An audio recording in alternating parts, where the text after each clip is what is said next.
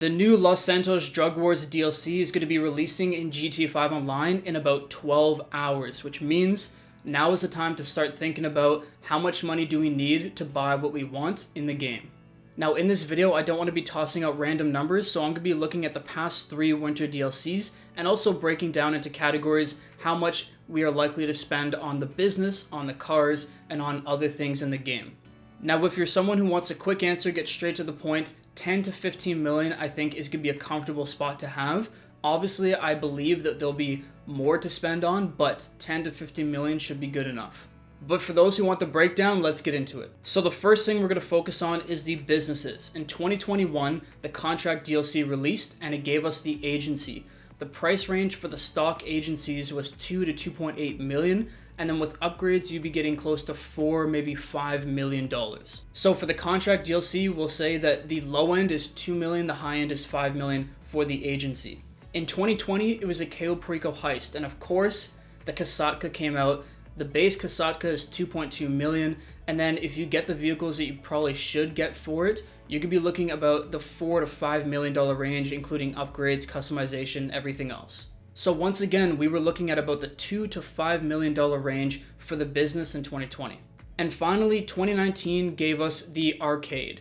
Now, they started from 1.2 to 2.5 million, but as you guys may know, there's quite a few things you could buy on top of that with the arcade. So that's taken that up to, once again, maybe the $4 to $5 million range. So we could see with the past 3 years, all the businesses, it's probably a fair bet that if you want to get the business and get things that go along with it that make the actual money grind easier, you're more likely to spend about $4 to $5 million.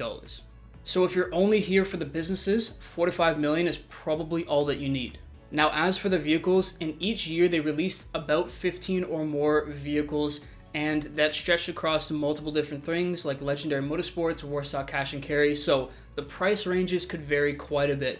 There were some that were a few $100,000 and some that were a few million. For example, with the contract update, there was 16 vehicles total, but only 7 were available at launch, so keep that in mind.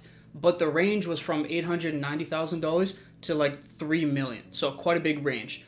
And assuming you're gonna buy a couple of these and then most likely customize them, you're looking at probably spending in the $3 to $5 million range. In 2020, with the Cayo Perico update, they released about the same amount of cars, and once again, the price range was about the same, $1 to $3 million per vehicle, although a lot of them were military vehicles, so keep that in mind. But they also introduced the Itali RSX, which to this day is still the most expensive car, coming in at like 3.5 million. So once again, in that update, you're most likely going to spend, after customizations, maybe another 4 to 5 million. And we won't go too in depth in 2019, but same thing with that. You're probably spending a ballpark 4 to 5 million for cars. So to conclude that section on the vehicles, you're going to probably spend another 4 to 5 million, assuming you want to buy a few different vehicles and properly customize them. So now we're at a total of $10 million roughly, 8 to 10. And that's why I say that you're probably comfortable with having 10 to 15 million, because most people go into it, buy the business so you can make money, you get new missions, new characters, all that kind of stuff, and then also get some of the new vehicles because that's always fun to do, but we don't always need to get the new clothes, the new weapons, the new anything else that isn't really directly impacted in everything we do in the game. But it is important to mention that those things do exist, and especially if you are going to be upgrading a lot of things or really customizing a lot of the things you buy, including the businesses and cars, there's a good chance that you could probably find a way to spend another 5 to 10 million, especially considering how expensive some weapons are, some upgrades for cars in like the Benny's Workshop are.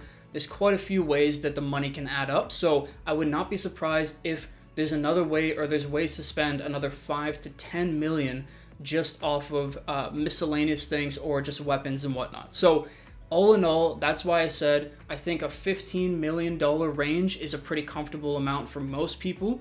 20 million if you want to buy probably the majority of things. 30 million if you want to get everything decked out. But really, if you just want the business, 5 million will probably be good enough. Who knows? We don't know yet, but 5 million will probably be fine if you want to get the businesses and then some of the items that come along with it to enjoy the game more. 10 is probably cool, but 15 I think is a comfortable range. Anyways, I hope you guys enjoyed the video. I hope this helped. Let me know what you're most excited for in the comment section down below. Peace.